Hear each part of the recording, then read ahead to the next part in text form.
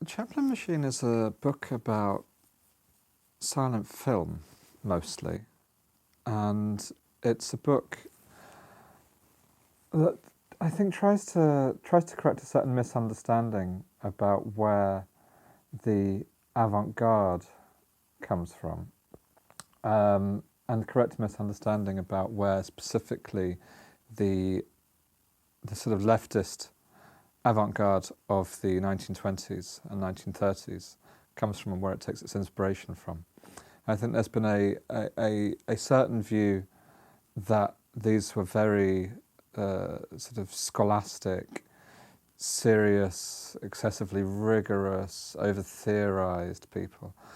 And the main argument of the book is that the major inspiration, I think, above all else, for much of the Soviet avant-garde and also the sort of German, Czech and Dutch, French avant-gardes that were connected to it, was American silent comedy, and specifically the kind of famous trinity of Charlie Chaplin, Buster Keaton and Harold Lloyd.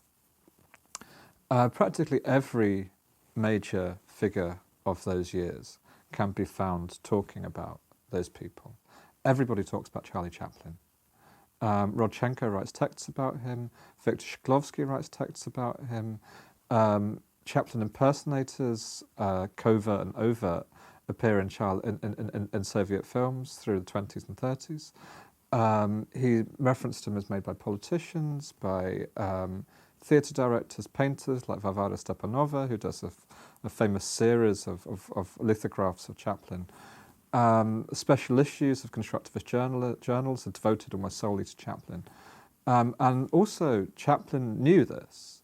That's one of the really crucial things. Chaplin was following the Soviet avant-garde, and later films of his, such as City Lights and particularly Modern Times, are responses to their work.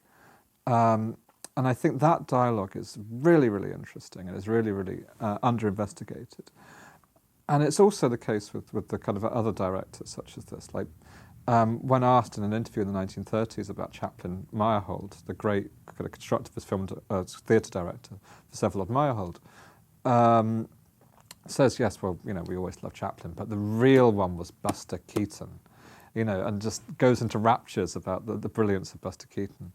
Victor Shklovsky writes a short book about Harold Lloyd. This kind of obsession of like American popular culture is, I think, weirdly overlooked. But one of the questions of the book is, why are they so obsessed with American comedy? And I think one of the reasons is actually they think that American comedy has a lot to do with American industry.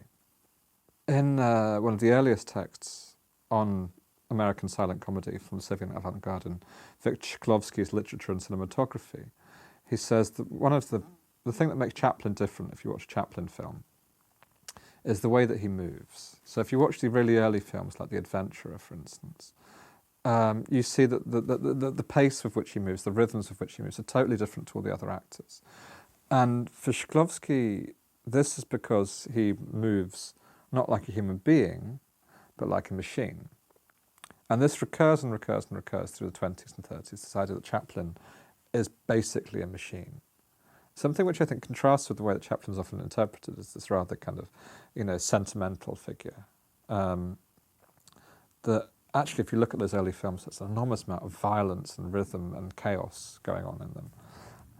This, I think, is connected with their obsession, which is very real, with Fordism and Taylorism. And that shouldn't be overlooked. That's huge. The Soviet avant-garde are obsessed with American industrial management technique.